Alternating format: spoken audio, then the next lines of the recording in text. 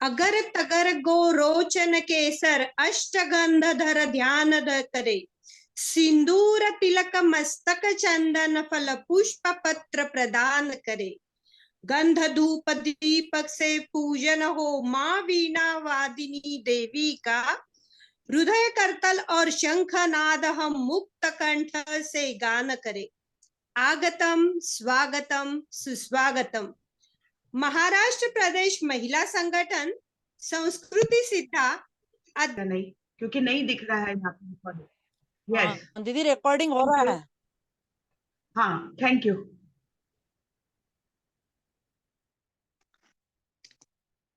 दिल में भावना का जज्बा और ओठों पर अमित सी मुस्कान रखने वाली हमारी आज की स्वागत मंत्री महाराष्ट्र प्रदेश की कोषाध्यक्ष नीलकमल जी बलदवा, मैं आपको सादर आमंत्रित करती हूँ।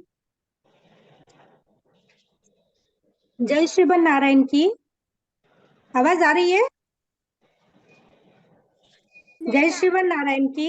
जय उमा महेश।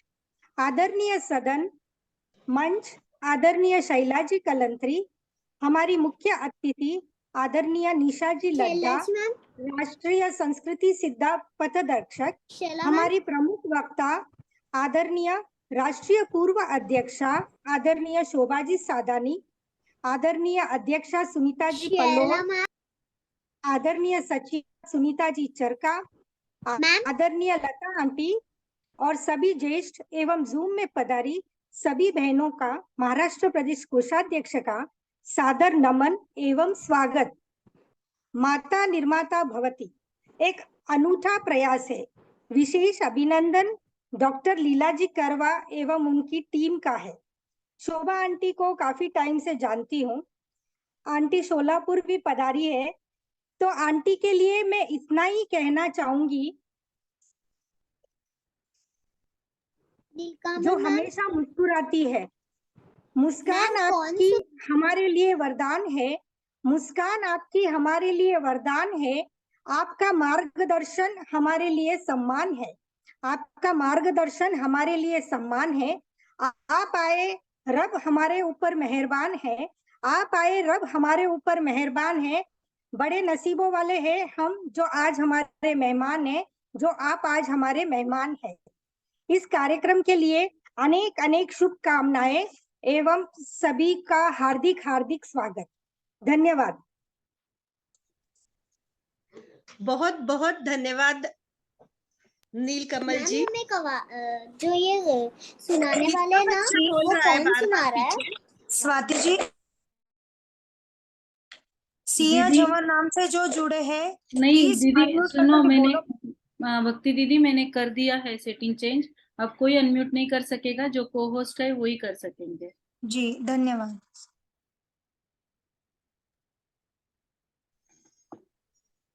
धन्यवाद नीलकमल जी।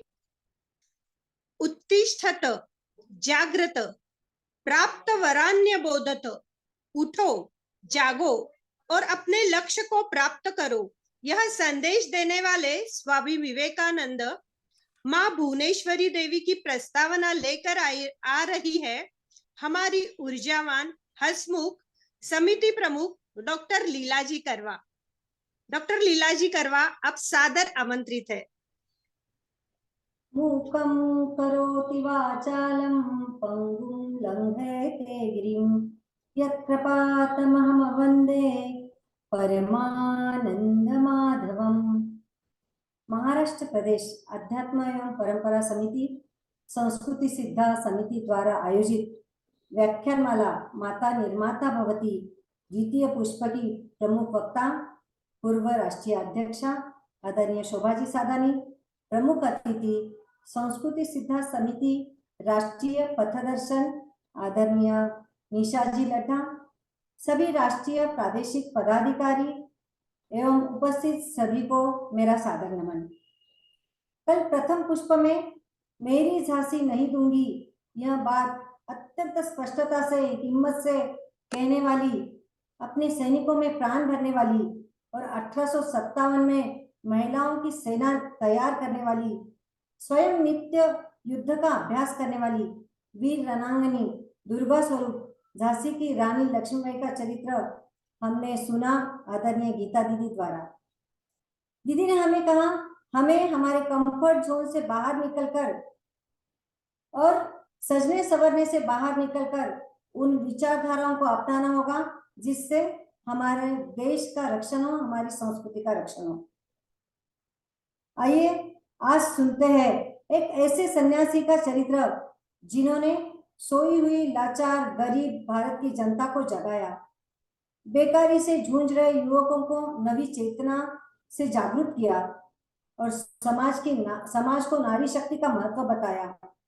एक युवक 25 वर्ष की आयु में संन्यास धारण करता है, संपूर्ण भारत की यात्रा करता है, जेब में खर्चे के लिए कुछ भी नहीं है, यातायात के विशेष साधन नहीं है, फिर भी 1893 में शिकागो में विश्व धर्म परिषद में भारत के प्रतिनिधि के स्वरूप में वो पहुंचता है, क्योंकि वे अर्थात स्वामी जी जानते थे भारतीय दर्शन एवं अध्यात्म विद्या के बिना समूचा विश्व अनाथ हो जाएगा। उस समय पराधीन भारत को हीन दृष्टि से देखा जाता था। समूचे धर्म परिषद में स्वामी जी के पास किसी का भी ध्यान नहीं था। भगवत गीता संपूर्ण गीता के नीचे रखी हुई थी। स्वामी जी उठे, अपने पहले ही कुछ चंद शब्दों में उन्होंने सारी सभा को जीत लिया और उन्होंने कहा इन सभी धर्म ग्रंथों के सबसे नीचे रखी हुई धर्म हमारी भगवत गीता ही इन सभी धर्म ग्रंथों का बोझ उठा सकती है। भारतीय तत्वज्ञान की अद्भुत ज्योति के दर्शन विश्व को कराने वाले स्वामी जी अर्थात स्वामी विवेकानंद। स्वामी विवेकानंद का जन्म कोई राजघराने में या कोई ब्राह्मण कुल में नहीं हुआ था। उनके पिता बैरिस्टर विश्वनाथ दत्त पाश्चात्य सभ्यता में विश्वास रखते थे, परंतु मां भुवनेश्वरी के संस्कार एवं गुरु रामकृष्ण परमहंस का वरद हस्त उन्हें प्राप्त हुआ और यह छोटा नरेंद्र स्वामी विवेकानंद बने। आज हमारा सौभाग्य है गुरुदेव रविंद्रनाथ टैगोर, योगी अरविंद एवं स्वामी विवेकानंद की जन्मभूमि कलकत्ता से हमारी वक्ता और हमारी प्रमुख अतिथि आई है। स्वामी जी कहते हैं स्त्रियों की स्वतंत्र अस्मिता और उनके विचार स्वस्थ समृद्ध भारत का निर्माण करेगी। ऐसी ही दो सशक्त नारी आज हमारे बीच में है। प्रमुख अतिथि निशा जी जो स्वयं देशभक्ति की ज्योत है। मैं हूँ भारत फाउंडेशन की लोकप्रिय सदस्य, भारत के सम्मान में जिन्होंने अनेक कार्यक्रम किए। और आज की हमारी वक्ता आदरणीय शोभा दीदी, उत्साह का झरना, निडर नेतृत्व, विचारों में स्पष्टता, कार्य में तत्परता एवं वक्तृत्व में निपुणता जिनकी पहचान है। अब दोनों का मैं हार्दिक स्वागत करती हूँ। उठो जागो तब तक नहीं रुको जब तक लक्ष्य की प्राप्ति न हो। स्वामी जी के इसी संदेश के साथ सभी को धन्यवाद करती हूँ। सुनते हैं स्वामी विवेकानंद जी और मां भुवनेश्वर की कहानी आदरणीय शोभा जी सादानी की जुबानी। धन्यवाद। बहुत बहुत धन्यवाद लीला दीदी। बहुत ही सटीक शब्दों में अपने स्वामी विवेकानंद जी के बारे में कहा। भाइयों और बहनों, इन दोनों शब्दों ने कैसे उन्होंने सभा जीत ली थी ये आपने हमें अभी बताया। आगे मैं आमंत्रित करना चाहती हूँ, मुख्य अतिथि के रूप में हमें आशीर्वचन देने आ रही है संस्कृति सिद्धा की राष्ट्रीय प्रथमदर्शक आदरणीय निशा जी लड्डा। निशा जी लड्डा अनेक सांस्कृतिक कार्यक्रम सादर कर चुकी है। अनेकानेक कार्यक्रम का बखूबी सूत्र संचालन इन्होंने किया है। भारत नाम सम्मान अभियान से ये कई वर्षों से जुड़ी हुई है। इंडिया यह नाम अंग्रेजों ने दिया हुआ है, इसे हटाकर भारत नाम कहना चाहिए। ये कार्य के लिए ये अपने तन मन धन से समर्पित है। तो आइए स्वागत करते हैं निशा जी का। बहुत बहुत धन्यवाद स्वाति जी, आपका तहे दिल से धन्यवाद। सर्वप्रथम आदरणीय मंच को नमन करती हूँ। और एवं महाराष्ट्र प्रदेश को हार्दिक बधाइयां एवं शुभकामनाएं देती हूँ कि संस्कार जैसे विषय के चैतन्य प्रवाह की सरिता पर आज आपने मुझे शामिल किया है और मैं खुद को सौभाग्यशाली समझती हूँ। सच पूछिए तो संस्कारों के माध्यम से ही मनुष्य का जीवन धन्य, सफल और सार्थक होता है। जैसे आज आप सभी सुनने वाले हैं, ये वह संस्कार ही होते हैं जो मनुष्य को एक सरल एवं सजग चिंतन देकर अपने लक्ष्य की ओर अग्रसर करते हैं। वैसे तो अभिभावक, माँ एवं पिता दोनों ही संतान के व्यक्तित्व निर्माण, संस्कार निर्माण के विश्वकर्मा होते हैं, पर फिर भी अगर देखें तो संतान में संस्कारों की नींव डालने की पहली कड़ी माँ ही होती है। अगर व्यक्ति में संस्कारों की मर्यादा है तो ही उसकी गरिमा है, ये हम सभी जानते हैं। हम तो उस देश के वासी हैं जहां भारत जैसे पुत्र हुआ करते हैं, जिनका शौर्य किसी आदेश की जंजीरों में कब बंधा, पर माँ की एक आज्ञा हर जंजीरों को तोड़ एक नया इतिहास रचने की प्रक्रिया। देश वही जहां कालखंड में भारत सी संतान पलती है, धन्य धन्य माँ ममतामयी, इतिहास वही बस रचती है। खुद के ऊपर अपनी संतान के विकास, सच पूछो तो हर परवरिश न सिर्फ एक व्यक्ति बल्कि एक सुदृढ़ समाज और सशक्त राष्ट्र का निर्माण करती है। साधारण सी लक्ष्मीबाई झांसी की रानी कहलाई इसलिए नहीं कि वह राज परिवार से थी, बल्कि इसलिए उसके बचपन में ही राष्ट्रीयता को कूट कूट कर रोपित की गई थी। स्वामी विवेकानंद एक सुलझा अंदाज सिर्फ एक सुलझी परवरिश का ही परिणाम हो सकता है। हम सभी जानते हैं जयवंता बाई की शिक्षा परवरिश ने महाराणा प्रताप में कभी न हारने का मूल मंत्र को रोपित किया था। मल्हार राव के प्रोत्साहन एवं मान ने अहिल्याबाई होलकर जैसे अनुकरणीय व्यक्तित्व का निर्माण किया। माँ जीजाबाई के त्याग तपस्या से ही शिवाजी जैसे वीर का आगमन हुआ। इतिहास साक्षी है, पुतलीबाई, रुक्मणी देवी, यशोदाबाई जैसी साहसी एवं विचारवान मातृत्व ने महात्मा गांधी, विनोबा भावे, सानी गुरुजी जैसे व्यक्तित्व को इस भारत देश में अवतरित किया। भारत का इतिहास न जाने कितने शिक्षाप्रद परवरिश की गाथा आज गा रहा है, पर हमारा ये दुर्भाग्य है कि कल की धीमी गति ने इस प्रक्रिया को थोड़ा निष्क्रिय कर दिया है। शायद अगर हम चिंतन करें तो आज हम अभिभावक ही अपने परवरिश पर प्रश्न चिन्ह लगा रहे हैं। एकेडमिक शिक्षा के साथ साथ व्यवहारिक शिक्षा करने का बोध, मान सम्मान, गलत सही का आकलन, वर्तमान को स्वीकार की जिद, नैतिकता के साथ आगे बढ़ने की, जमीन से जुड़कर आसमान को छूने की तैयारी, उस पेड़ की तरह जो बढ़ता तो है पर उसकी जड़ों से जुड़कर, देश प्रेम की भावना, अपनी माटी का सम्मान और सर्वोपरि साहस, सच को स्वीकारने का साहस, स्वयं को आजमाने का साहस, हर मुश्किलों का सामना करने का साहस, अपने पुराने मूल्य को आत्मसात करने का साहस, आसमां को छूकर धरती से जुड़े रहने का साहस, अच्छाई और बुराई दोनों के फर्क को समझने का और स्वीकारने का, और इस सभी के बीच हमें बचपन से ही रोपित करने पड़ेंगे। अंत में मैं इतना ही कहूंगी, बंधे रहे सब संस्कारों से, विचारों से हो आजाद, नव राष्ट्र की कल्पना आप अभिभावकों से ही होगी आज साकार, होगी आज साकार। बहुत बहुत धन्यवाद आप सभी का। जय भारत, जय भारत।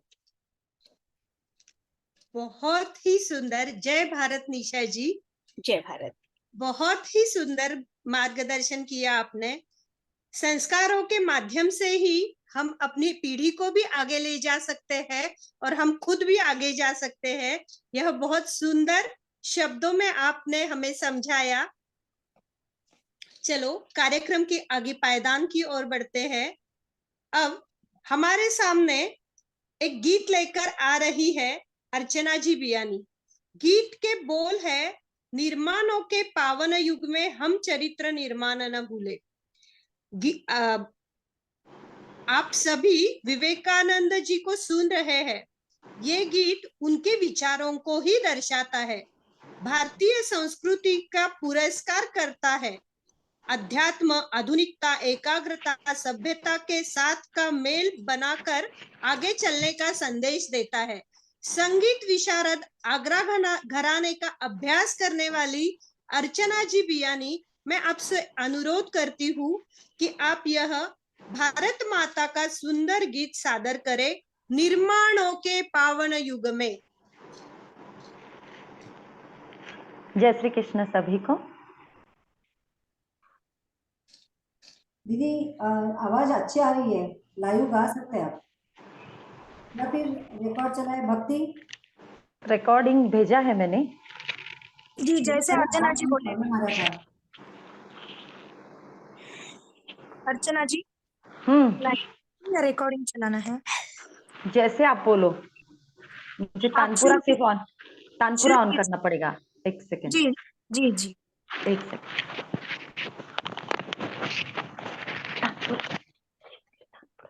कल लाइव में थोड़ा सा तानपुरा। समस्या आ गई। चरित्र निर्माण न भूले हम, चरित्र निर्माण न भूले हम, चरित्र निर्माण न भूले। धन्यवाद। बहुत बहुत ही सुंदर अर्चना जी, धन्यवाद। अब इस देशभक्ति पर सुंदर गीत के बाद मैं आमंत्रित करना चाहती हूँ महाराष्ट्र प्रदेश मराठवाड़ा की सह सचिवा एडवोकेट दीपा जी बियानी, जो खुद बहुमुखी प्रतिभा की धनी है। वे आज की प्रमुख वक्ता शोभा जी सादानी का परिचय दे। सादर आमंत्रित है दीपा जी बियानी।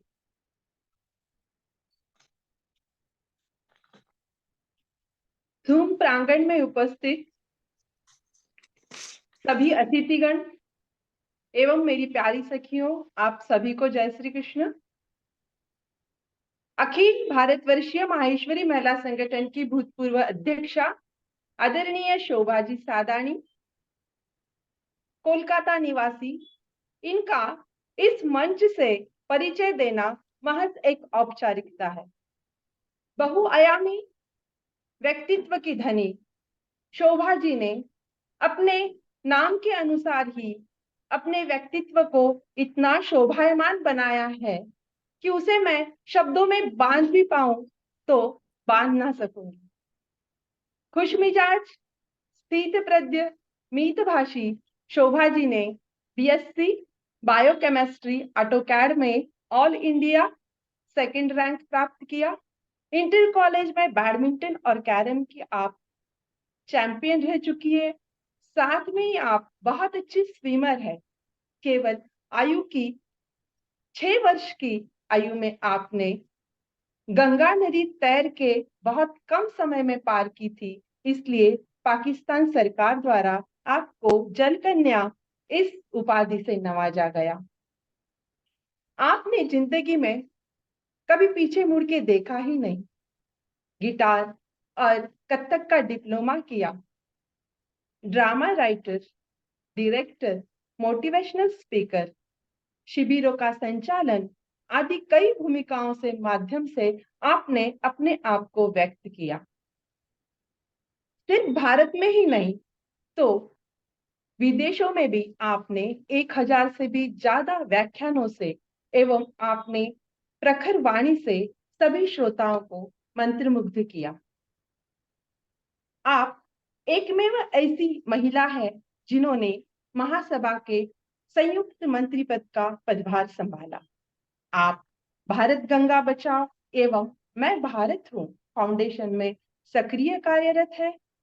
आपको बंगाल सरकार द्वारा लाइफ टाइम अचीवमेंट अवार्ड, चलचित्र प्रचार समिति द्वारा प्राइड ऑफ बंगाल अवार्ड से सम्मानित किया गया।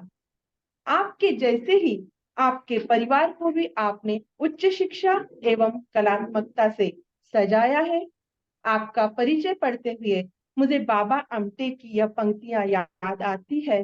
थांबला न सूर्य कधी, थांबली न धारा, धुंद वादळास कोठला किनारा, धुंद वादळास कोठला किनारा।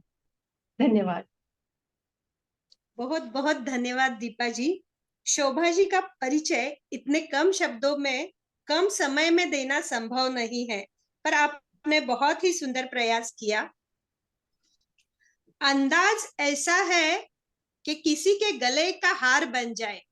अंदाज ऐसा है कि किसी के गले का हार बन जाए। जिस महफिल में चले गए वो महफिल परिवार बन जाए। किसी खास त्योहार पर ही क्यों होती है खुशियां? किसी खास त्योहार पर ही क्यों होती है खुशियां? जीना ऐसा हो कि आपका हर दिन त्योहार बन जाए, कि आपका हर दिन त्योहार बन जाए। ऐसे ही खुश मिजाज, सभी की चहेती, ऑलराउंडर, राष्ट्रीय पूर्वाध्यक्षा शोभा जी सादानी, मैं आपको सादर आमंत्रित करती हूँ आज के विषय के लिए। स्वामी विवेकानंद और माता भुवनेश्वरी। आमंत्रित है शोभा जी सादानी। धन्यवाद। आज की संचालक एकदम प्रबुद्ध थे, स्वाति जी बुक, आपको बहुत बहुत आभार आपका, और साथ में दीपा बियानी का भी परिचय देने के लिए, और गीत सुनाने के लिए अर्चना को विशेष धन्यवाद, क्योंकि पूरे विवेकानंद को उसने गीत में सुना दिया। बहुत बहुत आभार। मैं सबसे पहले महाराष्ट्र प्रदेश, जो एक राष्ट्र से भी ऊपर महाराष्ट्र कहलाता है, उनको आज मैं नमन कर रही हूँ, क्योंकि आज के युग में, आज के दिन में, इस प्रागैतिहासिक युग में इस विषयों पर सभा लेना, चिंतन करना, मंथन करना अति आवश्यक है। और जो कार्य आप लोग इस 8 दिवस का लिए हैं, वही विवेकानंद की सोच है, क्योंकि विवेकानंद भी चाहते हैं कि ऊर्जावानों को गति मिले, उनका अनुसरण हो और उनके साथ चले। तो महाराष्ट्र प्रदेश के लिए मैं ये कहना चाहूंगी, जहां 2-2 सुनीता हो, यानी एक ही नीता से हम नहीं सकते हैं, जो एक ही पे ही बहुत भारी होती है, वहां 2-2 सुनीता, वो भी विशेष पदों पर, उसके साथ कल्पना हो जाए, जुड़ जाए, और फिर हो जाए उससे लीला। 2 सुनीताओं की कल्पना, लोया, और उसके बाद लीला बन जाए करवा, और फिर अनुसुईया माता का मार्गदर्शन हो, तो माता भव निर्माण भवती तो होगा ही ना। ऐसे कार्यक्रम के लिए, ऐसे कार्यक्रम के लिए आप लोगों को बहुत बहुत धन्यवाद। और ये आज की विशेष जरूरत है। और मैं तो ये कहूंगी, ये द्वितीय सोपान नहीं है, ये पहले संस्करण का संस्करण चल रहा है। द्वितीय सोपान तो अगले महीने आपको फिर से करना है, और दूसरे विषयों को लेके करना है, क्योंकि ये 8 ही महामानव नहीं है भारत में। भारत तो वो तीर्थ सागर है, जहां फसलों से ज्यादा चिंतकों का, विचारकों का, संतों का, महानुभवों का उपार्जन होता है, उत्पादन होता है। धन धान्य से ज्यादा इनके उत्पादन होते हैं। तो सोचिए कितने वर्ष लग जाएंगे यदि रोज आप एक महापुरुष पर यदि व्याख्यान कराते हैं। तो स्वामी विवेकानंद ने भी यही बात रखी थी, और इसलिए उन्होंने पद से, मतलब पैदल चलकर पूरे भारत का भ्रमण किया था। उनका एक ही उद्देश्य था, कन्याकुमारी से कश्मीर, कि मुझे पर्यावरण से, पर्वतों से, नदियों से, खलिहानों से, खेतों से, मानवों से, जानवरों से भी सीखना है, सिखाना है। तो ये सोच वापस लाना है।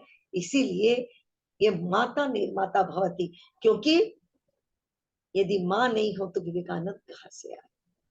तो चलिए हम आते हैं विवेकानंद के अवतरण पर, कुछ बातें और कुछ चीजें आपसे शेयर करेंगे। 12 जनवरी वो पुण्य तिथि है, 12 जनवरी 1863, जिस दिन विवेकानंद एक संभ्रांत परिवार में जन्म लिए थे, जो बंगाल में उनके पिता थे विश्वनाथ जी दत्ता, जो सुप्रीम कोर्ट में, यहाँ जो कोर्ट, मतलब उस टाइम सुप्रीम कोर्ट नहीं बोल सकते थे, क्योंकि बंगाल से ही, कलकत्ता से ही पूरा भारत चल रहा था, तो वहां कोर्ट में वो एडवोकेट थे। और नरेंद्र मतलब हमारे विवेकानंद, जिनके जन्म का नाम था विशेश्वर, और उसे उनकी माता भुवनेश्वरी बुलाती थी बिलू बोल के, क्योंकि बिलू नाम उन्हें इसलिए पसंद था क्योंकि वो बिलू का शब्द एक विल्य मंगल बोल के हमारे बंगाल में बहुत गजब का चरित्र था। रामायण में उस चरित्र का जिक्र होता है, कालिदास का लिखा हुआ, और उस बिल्ल मंगल हमारी भुवनेश्वरी देवी को बहुत पसंद था। इसलिए विशेश्वर भी नहीं बोल के वो नरेंद्र को बिलू बोलती थी। और उनके पिता ने कभी, जब उनका ये रुझान देखा गया और वो जब ब्रह्म योग में, ब्रह्म समाज में अपना अवतरण किए, क्योंकि उनके पिता, जैसे कि आज संचालन में भी बोला गया, उनके पिता अंग्रेजों से प्रभावित थे और ब्रह्म समाज को मानते थे। ब्रह्म समाज यानी मूर्ति पूजा का विरोध, और सिर्फ उपासना और सनातन को ही मानते थे। इसीलिए विवेकानंद भी उसी रास्ते पे चल पड़े थे। तब उन्हें ब्रह्म समाज से ये नाम मिला नरेंद्र, यानी नरों में राजा, नरों के राजा नरेंद्र। तो इस नाम को लेकर नरेंद्र का आगे पालन पोषण हुआ। लेकिन उसके पहले मैं आपको बताना चाहती हूँ भुवनेश्वरी के लिए। माता भुवनेश्वरी एक ऐसी काया, एक ऐसी माया, एक ऐसी मनमोहिनी, जिनके 6 बच्चों का अकाल मृत्यु हुआ। अकाल मृत्यु इन द सेंस, कोई 7 साल, कोई 5 साल, कोई 10 साल, कोई 12 साल, बस बच्चे रहे नहीं। लेकिन उन्होंने भगवान से अरदास की। वो शिव की भक्त थी, बहुत बड़ी भक्त, और वो शिव से अरदास की कि एक ऐसा बेटा देना जो भले का उम्र कम हो, लेकिन ता उम्र लोग उसे अमर बना दे और उसे याद रखे, वो कभी भी मरे नहीं, भले ही उसका शरीर इस जगह पर नहीं रहे। ये सोच थी माता भुवनेश्वरी की, और उन्हें एक पुत्र रूप में प्राप्त हुए विशेश्वर, यानी बिलू, माता के बिलू।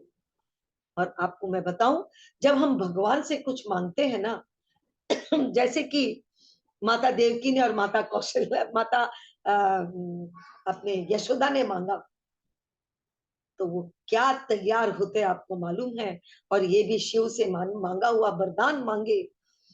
तो आपको मैं बता दूं, ये जो विवेकानंद है ना, ये छोटे गोपाला से भी बड़े भयंकर, अति बदमाश जिसे कहते थे, मतलब इतना ज्यादा बचपन से वो शैतान थे कि उनकी माँ को उनको पकड़ के एक जगह खड़ा करके ठंडा पानी डाल देती थी।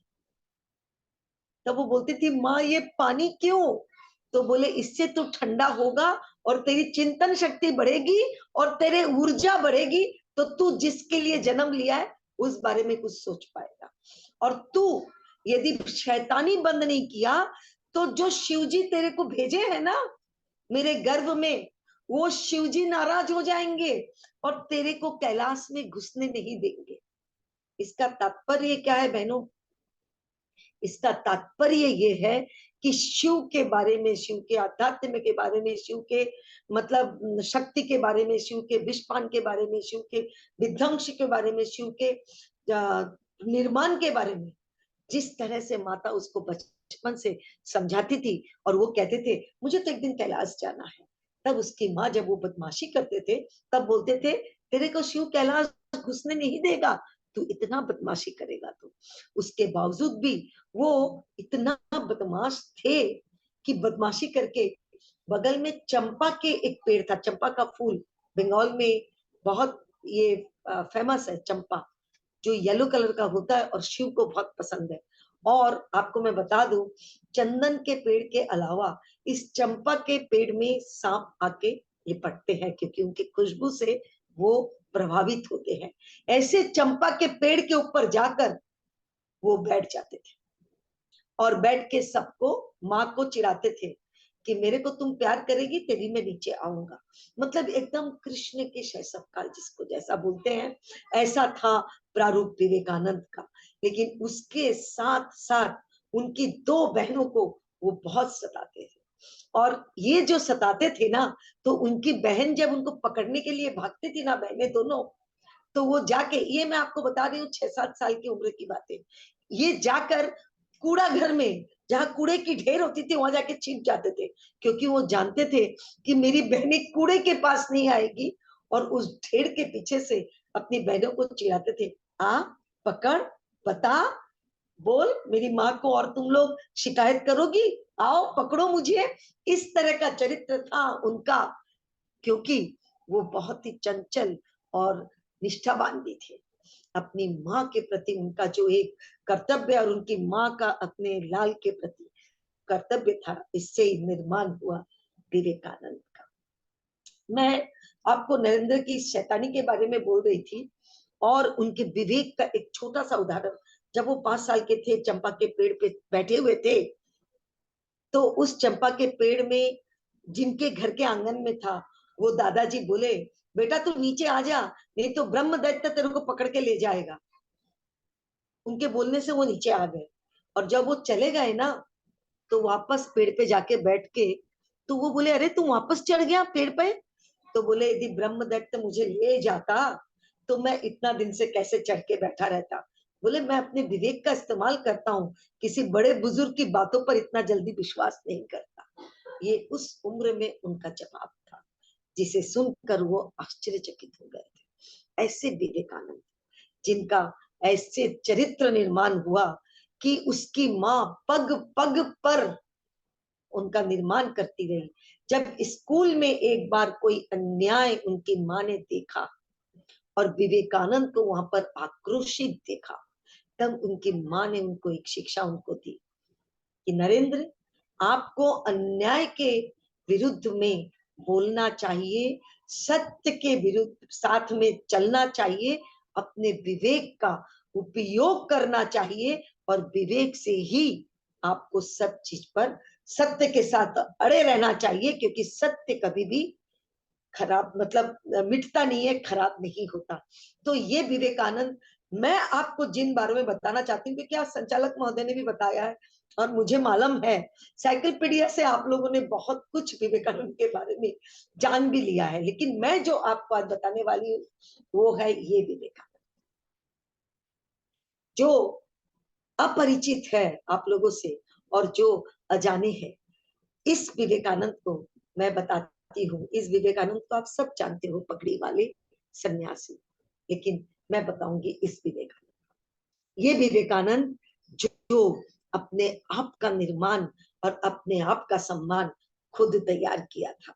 इस विवेकानंद के विचारों से मैं आपको अवगत कराऊंगी, जो इस किताब में, ये बंगाली किताब है डॉक्टर शंकर घोष के, जो अजाना और अपरिचित विवेकानंद के बारे में लिखे हैं, जिसको मैं भी पढ़ के आप लोग को सुनाना चाहूंगी।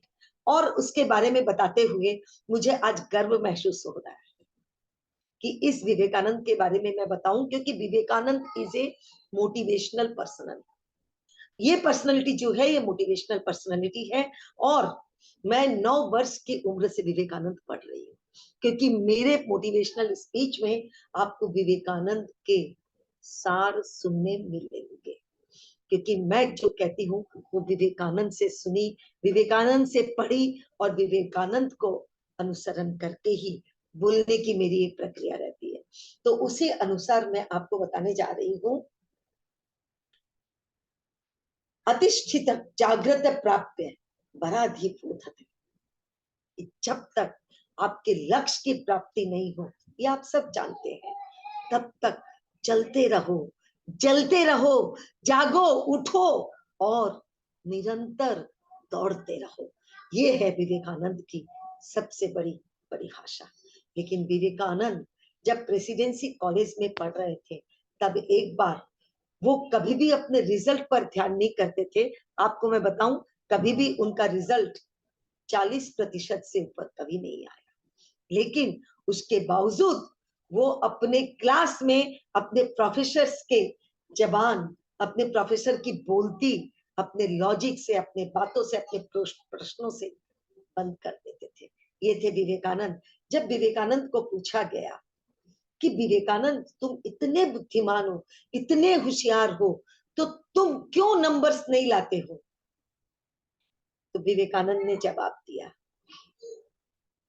शायद 4 दिन पहले मैंने भी ये लिखा था एक मैसेज में, कि किताबें पढ़कर रिजल्ट लाने से यदि मानवता तैयार हो जाती है, तो खुद की विवेक, खुद की इच्छा शक्ति, खुद की स्मरण शक्ति का हम क्या करेंगे?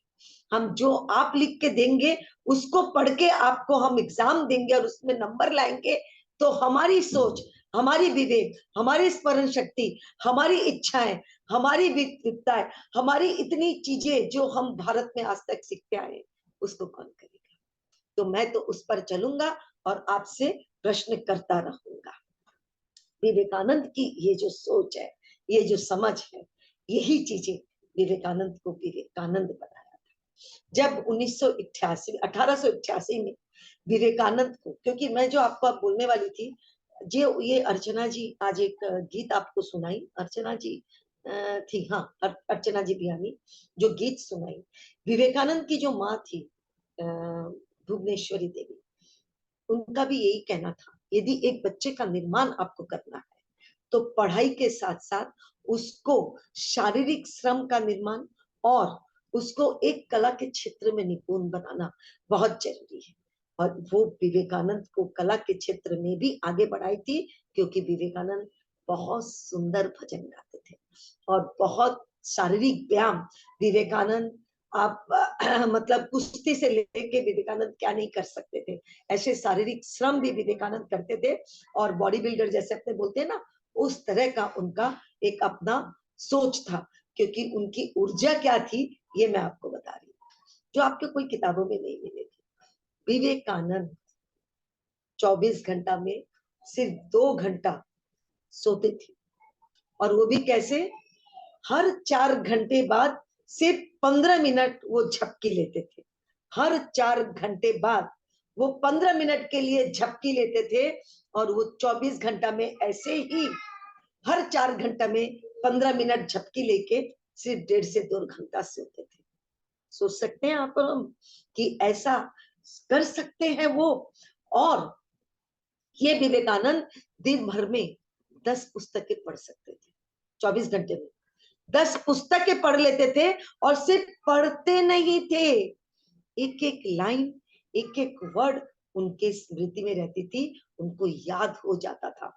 ये थे विवेकानंद, ये थी उनकी स्मरण शक्ति, ये थी उनकी ज्ञान और योग्यता की शक्ति, और उनके बुद्धिमानी की शक्ति, जिसे मैं आपको कह सकती हूँ कि समझदारी के साथ बुद्धिमानी और बुद्धिमानी के साथ समझौता, समझौता के साथ सिद्धांत और नैतिकता का एक सम्मिलित वातावरण था विवेकानंद। विवेकानंद की सोच क्या थी? जब 1888 में भजन उनसे सुने श्री श्री रामकृष्ण परमहंस देव, जो बाद में उनके गुरु बने, और वो काली के साधक थे, तो उन्होंने दक्षिणेश्वर काली मंदिर में विवेकानंद को बुलाया। लेकिन विवेकानंद तो ब्रह्म समाज से जुड़े हुए थे, वो तो मूर्ति पूजा पसंद नहीं करते थे, क्योंकि उनके पिता की यही शिक्षा थी। लेकिन जब उन्होंने धीरे धीरे गुरु परमहंस देव को, श्री श्री परमहंस देव को अपने अध्यात्म में उपनिषद वेदों के व्याख्या करते हुए सुना, चीजों को समझाते हुए सुना, और काली का सचित्र रूप को बताते हुए सुना, तो वो ब्रह्म समाज को छोड़कर सनातन को अपनाए और अपने परमहंस गुरुदेव को गुरु बनाया। और गुरुदेव की माता जी कौन थी? माँ शारदा। यहाँ मैं आपको एक बात बोलने वाली हूँ, मैं पहली बार 4 पेज लिख के रखी हूँ, क्योंकि विवेकानंद संत ही ऐसा है जिसके बारे में मैं आपको अब जो बताने जा रही हूँ। विवेकानंद 5 माताओं के पुत्र थे, सिर्फ भुवनेश्वरी के नहीं।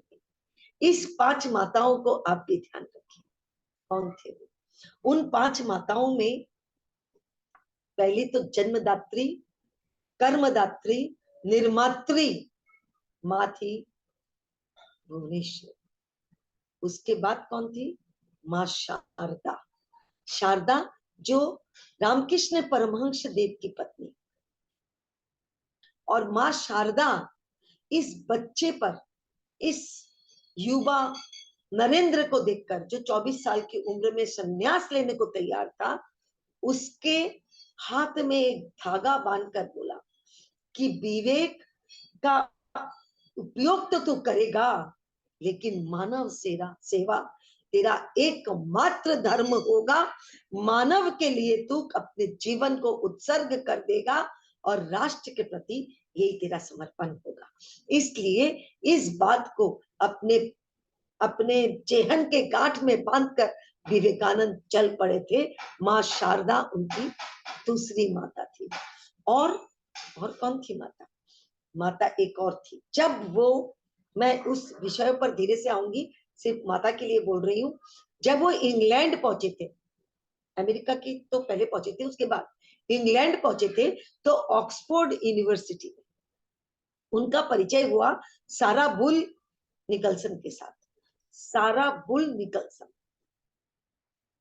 जो विवेकानंद को देखकर अभिभूत हो गई और विवेकानंद को बोल दी अपने मुंह से कि मैंने, क्योंकि उस टाइम अंग्रेज भारत आना जाना करते थे और उन्हें हिंदी का अच्छा मतलब जानकारी थी। वो बोले थे विवेकानंद को कि विवेकानंद, तुम्हारा जैसा पुत्र मुझे चाहिए था। मैं अपने ईश से ये अनुरोध की थी कि तुम्हारा जैसा एक पुत्र मुझे भी मिले। तब भगवान ने कहा, विवेकानंद ने कहा कि माता सारा, मैं जैसे माता काली को मानता हूँ, वैसे ही मैं यीशु को मानता हूँ, वैसे ही मैं अल्लाह को मानता हूँ, मैं सर्व धर्म को मानता हूँ। तो क्या मैं तुम्हारा पुत्र नहीं बन सकता? तुम मुझे पुत्र बोल के अपनाओ और अपना ज्ञान मुझे दे दो, जिस ज्ञान से मैं जग को आलोकित कर सकूं। तो सारा, देखो छोटा एक विवेकानंद मेरे पास भी है जो मेरे बिना नहीं रहता है, सॉरी। तो सारा बुल निकोलसन तब से उनकी माता बनी और माँ बेटे का आपसी संबंध एक अलग आयाम पर पहुंचा कि लास्ट तक विवेकानंद अपने मन के व्यथा को हरदम माता सारा से आलोचना में करते थे। सुरभि, सॉरी एक मिनट। बहुत ही प्यारा लग रहा है। नया विवेकानंद है। तो मैं बता रही थी, तो माँ सारा को वो माँ माने थे। आपको मैं बताऊं, उनके मृत्यु के 10 दिन पहले वो माँ सारा को लिखे थे एक बात कि माँ, मुझे जो मिला उससे मैं खुश हूं, मैं जिससे भी चाहा उससे मैं खुश हूं, मैं जिससे मिला उससे मैं खुश हूं।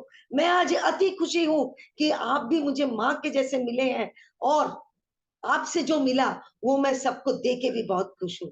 और आज मैं कुछ भी छोड़ के नहीं जाना चाहता हूं, मैं अपना शरीर भी यहाँ पर दे के जा रहा हूं, मेरी आत्मा, मेरा मन, मैं भारत को दे के जा रहा हूं, मैं उसके लिए भी खुश हूं। ये 3 माता आपको सुना दी। चौथी माता थी उनकी धरती माता, क्योंकि जब अमेरिका में वो शिकागो में अपना भाषण दिए तो माँ सरस्वती की वंदना कर अपना भाषण स्टार्ट किए थे। और उस सरस्वती वंदना के बाद उन्होंने जो बताया, जो जिस बात के लिए विश्व विख्यात हुए, वो बोले, आदरणीय अमेरिकन भाइयों एवं बहनों, आपको भारतवासी इस संत का सादर नमन। जिस बात पर 1 मिनट तक तालियां बजी। और आपको मैं बताऊं, उस शिकागो धर्म सभा में विवेकानंद को बोलने के लिए समय नहीं दिया जा रहा था। सिर्फ एक जन से अनुनय विनय करके 2 मिनट मांगे थे वो, लेकिन वो 2 मिनट, ये एक संभाषण में उन्हें 20 मिनट समय दिया गया और लगातार तालियां बजती रही। और हमारे ये युवा सम्राट, युवा दिलों की धड़कन विवेकानंद पूरे विश्व में छा गए थे। आज भी पूरा देश, पूरा विश्व विवेकानंद को उस दिन के धर्म गुरु के नाम से जानता है, लेकिन उस दिन पहुंचे हुए 200 धर्म गुरुओं को कोई याद नहीं करता। ये था हमारा विवेकानंद। तो उन्होंने वहां पर जब लगातार बहुत सभाएं की, तब उन्होंने एक गाना जो द्विजेंद्र लाल गीति कहलाती है बंगाल में, और वो है ধন ধন্যে পুষ্পে ভরা আমাদের এই বসুন্ধरा, ये बंगला में है। मैं आपको इसका हिंदी अनुवाद सुनाती हूँ, क्योंकि मैं भी बंगला में ये सब गाने बहुत गाई हुई हूँ। धन धान्य से और पुष्पों से भरा ये वसुंधरा, मतलब पूरा विश्व हमारा ये वसुंधरा, उसी के बीच में एक देश है, एक देश है जो তাহার মাঝে আছে যে এক সকল দেশের সেরা, वो सभी देशों में श्रेष्ठ है। एक देश है जिस देश में जो सपनों से तैयार किया हुआ वो देश है और स्मृतियों से घेरा है। ये स्मृति क्या है मैं आपको बताऊंगी, क्योंकि विवेकानंद ने भी बताया था ये स्मृति क्या है। बोले सपनों और स्मृतियों से घेरा हुआ जुड़ा हुआ ये हमारा देश, जिस देश सभी देशों की रानी है, और वो और कोई देश नहीं, मेरी जन्मभूमि है, मेरी वसुंधरा भारत है, मेरी वसुंधरा ये पृथ्वी है। यानी ये विश्व को भी वसुंधरा को अपनी माँ मानते थे। अब आप समझ गए पांचवी माता कौन है? आप खुद समझ गए होंगे, निश्चय भारत माता। जो वो ही एक बात बोले थे कि हमारा राष्ट्र ऐसा है जहां माँ की पूजा होती है, महिला की पूजा होती है, और भारत को हम माँ के नजर से देखते हैं। आप बता दो कोई राष्ट्र में माँ है क्या? ये बात विवेकानंद ने बोली थी, और विवेकानंद की ये बात के लिए भी भारत सर्वश्रेष्ठ कहलाया था, विश्व गुरु के रास्ते पे आया था। इसलिए अब मैं आपको बताऊंगी जो ये लाइन कि ऐसा देश जो स्मृति और सपनों से घिरा हुआ, क्यों बोला गया था? विवेकानंद ने क्यों बोला था ये बात कि स्मृति और सपनों से घिरा हुआ है? स्मृति यानी भारत के वो संस्कार, वो संस्कृति, वो शौर्य गन्ना की देन, वो पतंजलि, वो वात्स्यायन कवि, वो हमारे ऋषि मुनि, वो हमारे चाणक्य, जिसने भारत को बहुत कुछ दिया, जिसने भारत को विश्व गुरु बनाया, जिसने राष्ट्र निर्माण में भारत को विश्व में सबसे आगे रखा। यानी हम स्मृतियों के साथ आज भी सपना देखते हैं कि भारत को हम आगे ले जाएंगे, कोई हमें रोक नहीं सकता।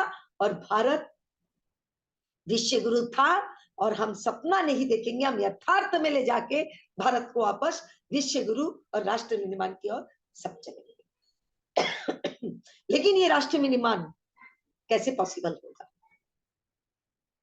ये राष्ट्र, अच्छा एक बात मैं आप लोग को बता दूं, यदि समय मेरा हो जाए तो थोड़ा सा बता दीजिएगा, मैं धीरे धीरे समाप्त की तरफ चलूंगी। यदि आप लोगों को लगता है तो मेरा समय पर थोड़ा बता दीजिएगा, क्योंकि मैं होश नहीं रहेगा। तो भारत के ये जो हाँ जी पूरा चलने दो, बोलिए, हमको तो बस सुना है। तो भारत के ये जो मैं बातें बता रही हूं, मैं अब इनके विचारों के बारे में आपको बताऊंगी, क्योंकि वो सिर्फ और सिर्फ युवाओं को ये चेतना देना चाहते थे कि यदि किसी समाज का, किसी राष्ट्र का उन्नयन करना है तो युवा सबसे पहले आके खड़े हुए, युवा का योगदान रहे, तभी कोई समाज बनेगा, राष्ट्र बनेगा। और शायद पता नहीं आप लोगों ने मुझे विवेकानंद दिया क्या ये सोच के, क्योंकि मेरे भी एक ही बात रहती है कि युवा सर्वोपरि। तो मैं आपको उनके बारे में, जो दिन में 2 घंटा सोता था और जिसकी उम्र सिर्फ 39 इयर्स रही, सिर्फ 39 इयर्स, और जो जिंदगी को जिया 100 वर्ष के बराबर। 100 वर्ष में जो काम, जो मोमेंट्स, जो मिनट्स, जो आवर्स हम काम नहीं कर सकते थे, वो काम 39 वर्ष में विवेकानंद ने 100 वर्षों तक का काम किया है। उस 100 वर्ष के मानव को हम 39 वर्ष में तो वो कर दिए, हम 39 मिनट में कैसे समेट पाएंगे? I don't know. लेकिन मैं आप लोगों को बोलूंगी कि आजकल गूगल और मीडिया इतना स्ट्रांग हो गया, मैं सैल्यूट करती हूँ, इसलिए कि अच्छाइयां लेनी है तो उसमें विवेकानंद को पढ़िए, पढ़ाइए अपने युवा पीढ़ी को, उससे आने वाला, उसके साथ मेल करिए, उनको बताइए कि क्या सोचते थे नरेंद्र यानी विवेकानंद। विवेकानंद नाम कहाँ पड़ा?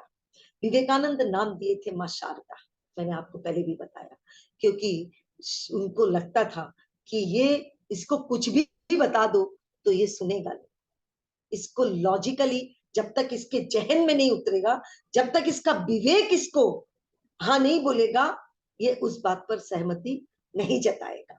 और ये जब सहमति जताता है तो वो आनंद उत्सव की तरह वो बात हो जाती है, इसलिए इसका नाम विवेकानंद होना चाहिए, तब से इनका नाम विवेकानंद पड़ा। मैं उनके विचारों से थोड़ी बहुत आपसे रूबरू कराने की कोशिश कर रही हूँ कि मैं धृष्टता कर रही हूँ, ऐसा बोल सकती हूँ, क्योंकि आप लोग जब भी मुझे कुछ बोलने के लिए बुलाएंगे, मोटिवेशनल के लिए बुलाएंगे, तो विवेकानंद के ही विचार मेरे विचारों से निकलेंगे, क्योंकि मैं विवेकानंद, सुभाष चंद्र बोस, रविन्द्रनाथ टैगोर, इनकी बहुत अनुयायी रही हूँ।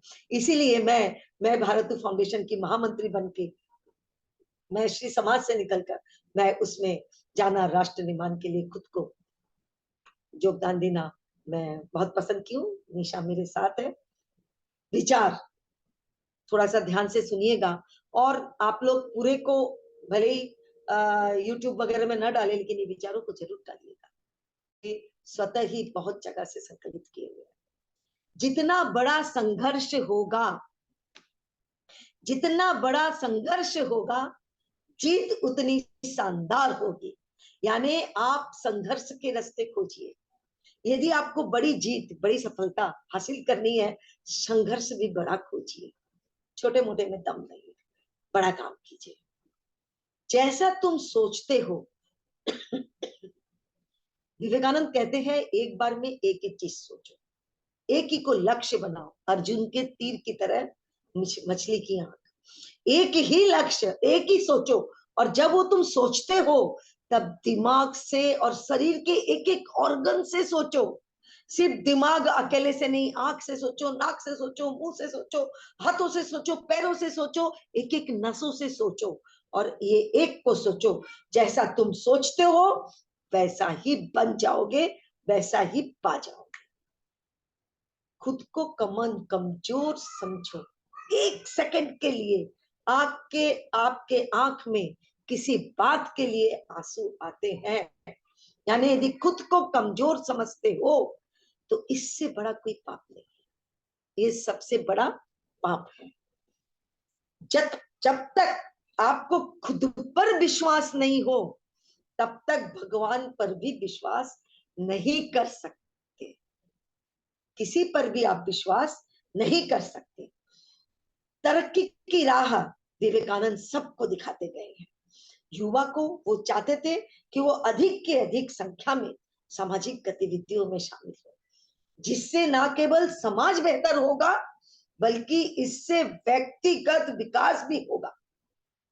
जब आप सामाजिक चीजों में अनवरत जुड़ते हो, इस चीज पर मैं एक प्रमाण हूं, जो सिर्फ 30 वर्ष की आयु में मैं समाज से जुड़ी हूँ, और मेरा विकास यदि हुआ है तो ये समाज की देन है, ये समाज की शिक्षा है, यही है जिससे आज युवा सभा खड़ी हुई है। तो मैं इस बात को मानती हूँ, यदि समाज से आज युवा जुड़ता है तो उसका व्यक्तिगत विकास, जो किताबों में कभी नहीं, जब तक कि यहाँ हम प्रैक्टिकल में करते हैं, इसलिए एक समुच्चय विकास होता है। और मनुष्य सेवा से बढ़कर ईश्वर का कोई सेवा नहीं हो सकती। मनुष्य की सेवा यदि आप करते हैं तो वो सबसे बड़ा ईश्वर की सेवा होगी, क्योंकि मानव सेवा ही ईश्वर की सेवा है। और जो मैं आपको अब बताने जा रही हूं, कुछ विचार, वो सबसे सीखिए जो दूसरों से अच्छा है। वो सबसे सीखिए जो दूसरों से अच्छा है, लेकिन उसे अंदर लाइए। जो मैंने अभी तक बताया आपको, उसे अपने अंदर लाइए, अपने तरीके से आत्मसात कीजिए। भाषा वो मत बोलिए, भाषा अपनी बनाइए, अपने दिमाग में बैठाइए, और उसको अपने अनुसार उसका व्याख्यान कीजिए और लेके जाइए। जो ध्यान करने की बात करते हैं वो रामकृष्ण परमहंस से वो सीखे हैं। हर दिन सवेरे जब आप उठते हैं, पता है ना आप क्या करते हैं? आप उठ के कराग्य वशंती लक्ष्मी बोलते हैं और ये मंत्र बोलने के बाद आप धरती को प्रणाम करते हैं। उसके साथ साथ आप ईश्वर को धन्यवाद दीजिए कि आज एक सुखद दिन आपके सामने है। गर्मजोशी के साथ मुस्कान का स्वागत करिए और दिल में नए विचार लाने की ताकत के लिए भगवान को अरदास करिए कि वो आपके अंदर से नकारात्मकता को हटा दे और आपके अंदर सकारात्मकता को भर दे, और जिससे आप एक नए इतिहास और नए ऊर्जा का निर्माण कर सकते हैं। और मुश्किल जब हो उस टाइम दृढ़ता, जब मुश्किलें आए उस टाइम दृढ़ता और सकारात्मकता, दूसरों को खुश रख लीजिए और खुद भी खुश रहे। पॉजिटिविटी, जैसे आज मुझे बहुत अच्छा लगा ये सुनकर कि मैं मुस्कुराती रहती हूँ, तो यही सबसे बड़ी ऊर्जा का एक रास्ता है कि मुस्कुराते रहिए और दूसरों को भी मुस्कुराहट दीजिए। एक बात और है जो उनकी मुझे बहुत पसंद है, जीवन में कभी भी किसी को कसूरवार मत बनाइए। कभी भी किसी होता है ना, अरे इसने ऐसा कर लिया मेरे साथ, बहुत गलत, ये समाज में ज्यादा होता है। और मैं बहनों आपको ये बताना चाह रही हूँ, आप झट से अपनी गलती नहीं है, गलती उनकी है, लेकिन वो कसूरवार आप तुरंत उनको बता के पल्ला झाड़ते हैं या उस चीज से हम अल्यूट हो जाते हैं कि अरे ये उनका कसूर था, ये कसूरवार। कसूरवार मत बनाइए, कसूरवार बनाना बंद कीजिए। अच्छे लोग आपके लिए खुशियां लाते हैं, बात एकदम सही है कि जब अच्छे लोग की संगत होती है वो आपके लिए खुशियां लाते हैं। और जिसे आप कसूरवार मानते हैं ना, जो आपके नजर में गलत है, वो क्या लाते हैं आपके लिए? वो लाते हैं तजुर्बा। इसलिए उन लोगों से भी सीखने का तजुर्बा मिलता है, क्योंकि एक सिचुएशन और एक गलत परिस्थिति, एक परिवर्तित परिस्थिति आपको नई चीज सीखने के लिए जागृत करता है। ये विवेकानंद का कहना है। उसके साथ में आपको बताऊं, एक बार किसी ने विवेकानंद से कहा, स्वामी जी सब कुछ खोने के बाद, सब कुछ खो दिए हम जिंदगी में, सब कुछ खोने के बाद उससे ज्यादा और क्या खो सकते हैं? सोचिए, इस पर गौर कीजिएगा बहनों, जो मैं बोलने वाली हूं। सब कुछ खो दिए, जिंदगी में कुछ नहीं बचा, उससे ज्यादा खोने के लिए क्या है और क्या खो सकते हैं? तब स्वामी जी ने उनको समझाते हुए कहा, उस उम्मीद को खो देना, उस उम्मीद को खो देना जिसके भरोसे हम वापस सब कुछ प्राप्त कर सकते हैं। यदि तुम उससे ज्यादा चीज खोगे जब तुम उम्मीद खो दोगे, क्योंकि उम्मीद जब तक है सब खोया या चीज वापस आ सकता है, इससे बढ़कर और कोई चीज नहीं हो सकती है। आपको मैं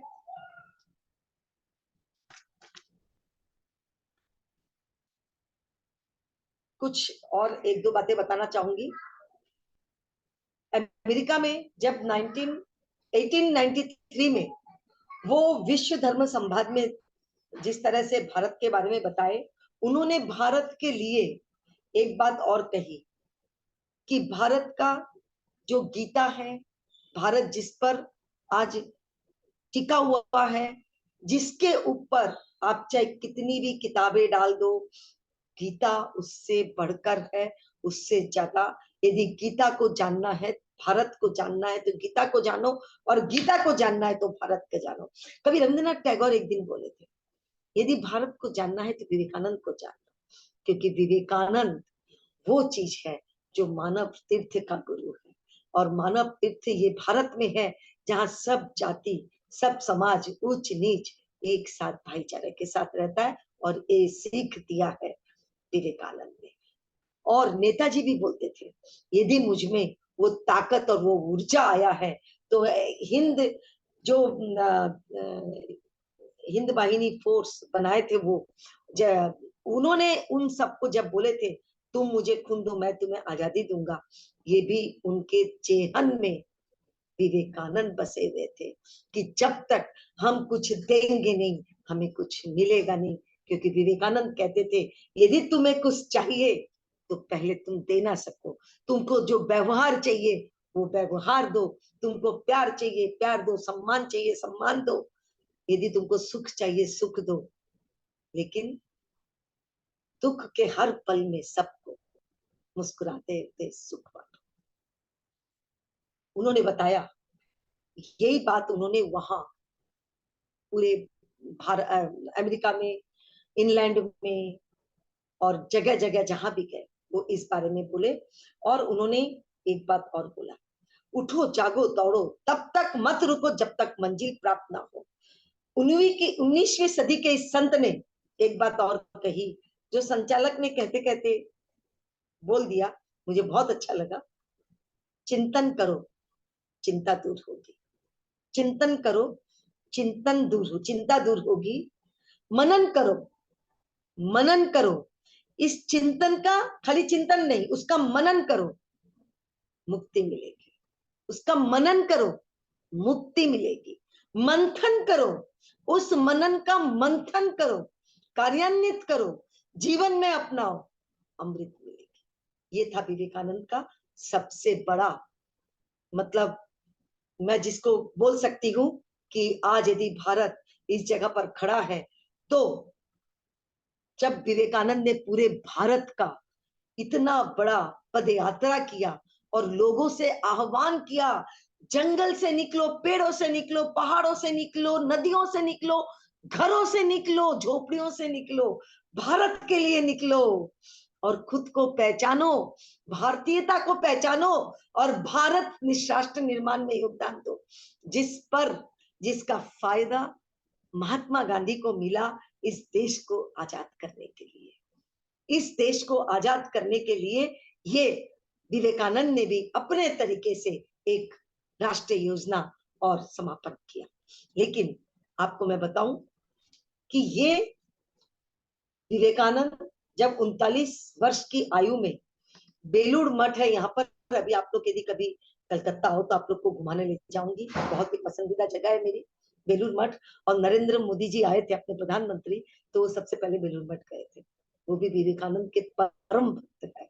और विवेकानंद के जन्म शताब्दी पर मेरा एक छोटा सा वीडियो भी निकला था इसी विषय पर।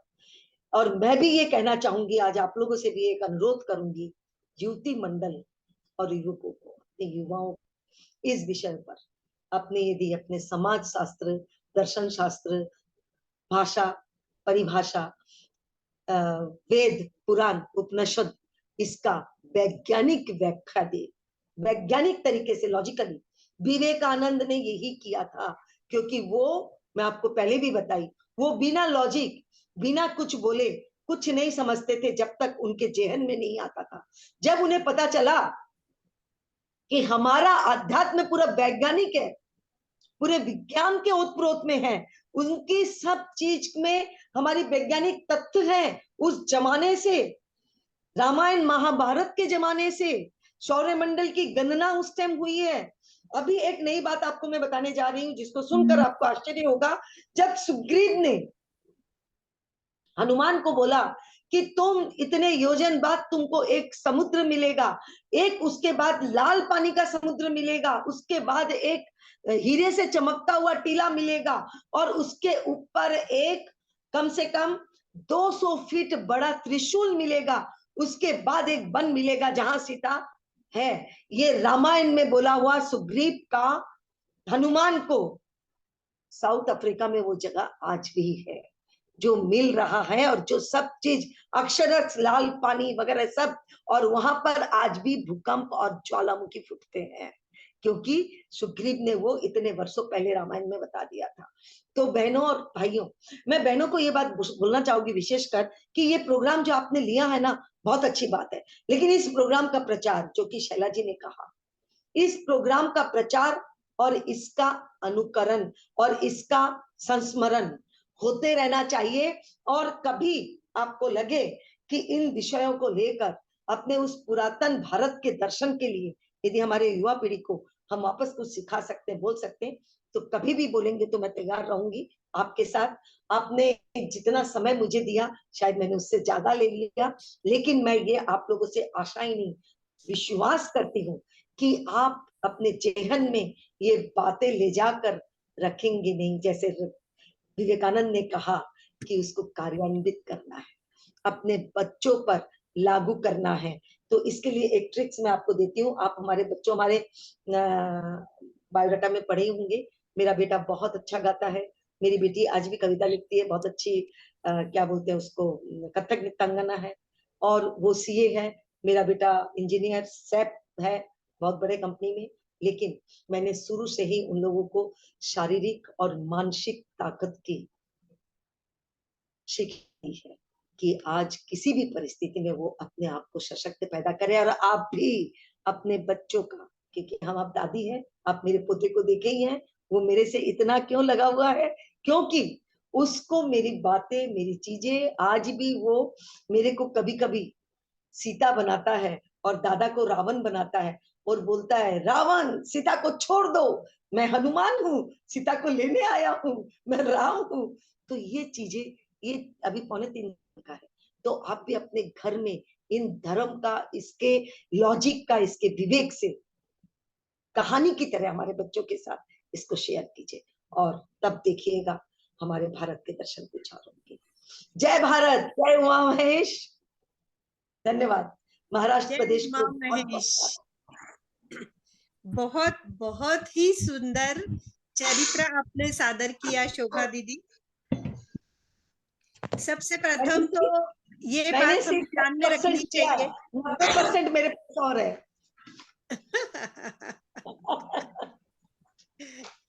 ये बात सच है, विवेकानंद जी इतने कम समय में बताने जैसे है नहीं। परिषद का काम करते हुए हम भी विवेकानंद जी को बहुत ज्यादा करीब से जानते थे, और ये गीत भी हम परिषद से ही सीखे हुए थे। बहुत सुंदर गीत, मेरे को ये गीत का रिकॉर्डिंग भेज दो।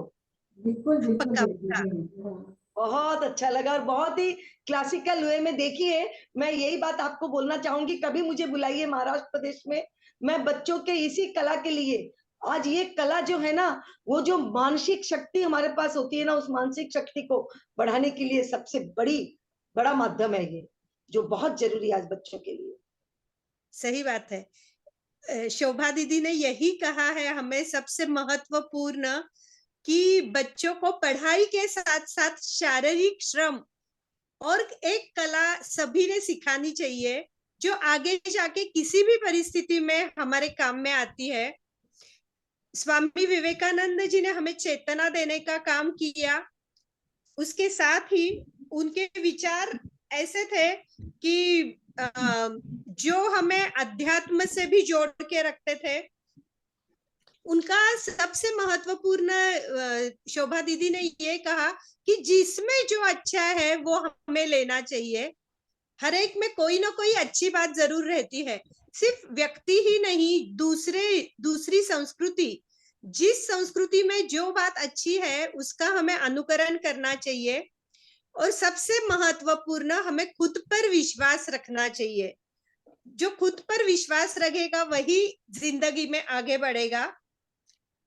बहुत ही सुंदर विचार। अब मैं स्वाति 1 मिनट में शोभा जी के बारे में 2 लाइन लिखी हूँ, वो बोलना चाहती हूँ। ये जो सुनीता जी अगर परमिशन देते हैं तो अध्यक्ष। नहीं निश्चित दीदी, हम आपसे सुनना चाहेंगे। निशा दीदी बहुत ही सुंदर शोभा जी, बहुत ही सुंदर शोभा जी। सहज सुंदर सरल शब्द, सब सुनकर हो गए निशब्द, सब सुनकर हो गए निशब्द। सुनाया आपने चरित्र विवेकानंद, सुनते ही सब श्रोता हो गए दंग। लगता था बस आपको सुनते रहे, लगता था बस आपको सुनते रहे, आप पूरा विवेकानंद सुनाते रहे। बस रुके नहीं न छूटे कोई बात, बस रुके नहीं न छूटे कोई बात, सब इनके विचारों को ले जिए साथ साथ, सब इनके विचारों को ले जिए साथ साथ। धन्यवाद शोभा जी। क्या बात है, बहुत ही बहुत सुंदर। बहुत सुंदर शैला जी, बहुत ही सुंदर। स्वाति एक मिनट, निशा दीदी भी हमारे साथ है। निशा दीदी का भी वक्तव्य आज तो मतलब ऐसे लग रहा था कि वो भी बोलती जाए, इतनी मिठास। निशा तो हमारी एक्सपर्ट है ही, निशा। और दोनों भारत की जो संस्था, मतलब आपका संस्था एक ही संस्थान से जुड़ी। करो रक्षा विपत्ति से ऐसी प्रार्थना मेरी, विपत से भय नहीं पाऊं प्रभु, ये प्रार्थना मेरी। क्या बात, बहुत सुंदर। रक्षा विपत्ति से ऐसी प्रार्थना मेरी, मिले दुख ताप से शांति न ऐसी प्रार्थना मेरी, सभी दुख से विजय पाऊं प्रभु, ये प्रार्थना मेरी। करो रक्षा विपत्ति से ऐसी प्रार्थना मेरी, मदद पर कोई आ जाए ऐसी प्रार्थना मेरी, मदद पर कोई आ जाए ऐसी प्रार्थना मेरी, न टूटे आत्मबल डोरी प्रभु, ये प्रार्थना मेरी। करो रक्षा विपत्ति से ऐसी प्रार्थना मेरी, बढ़े धन धान्य परिवारा ऐसी प्रार्थना मेरी, रहूं समभावी संतोषी प्रभु, ये प्रार्थना मेरी।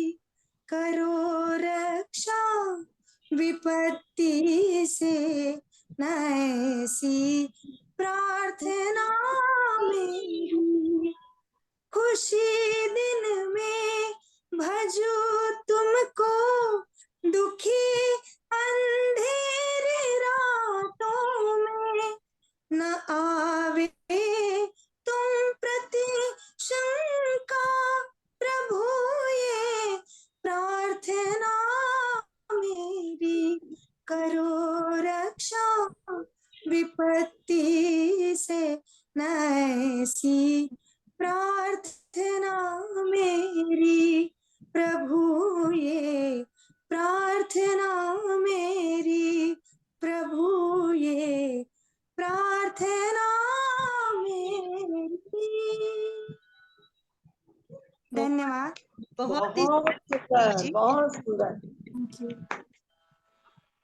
सुनीता दी, आदरणीय सुनीता दीदी से विनती करती हूँ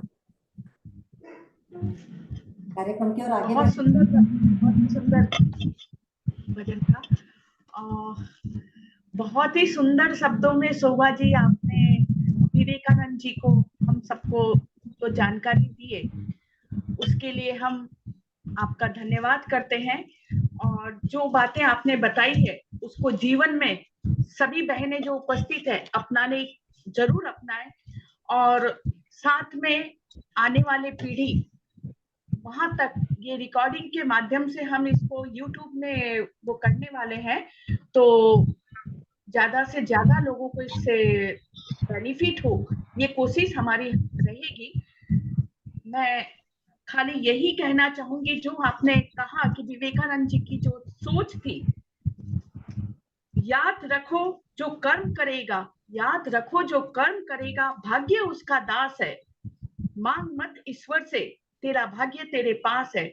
मतलब अपने आप पे हमको भरोसा रखना चाहिए, उम्मीद हमें कभी छोड़ना नहीं चाहिए, जो विवेकानंद जी का मेन उद्देश्य था।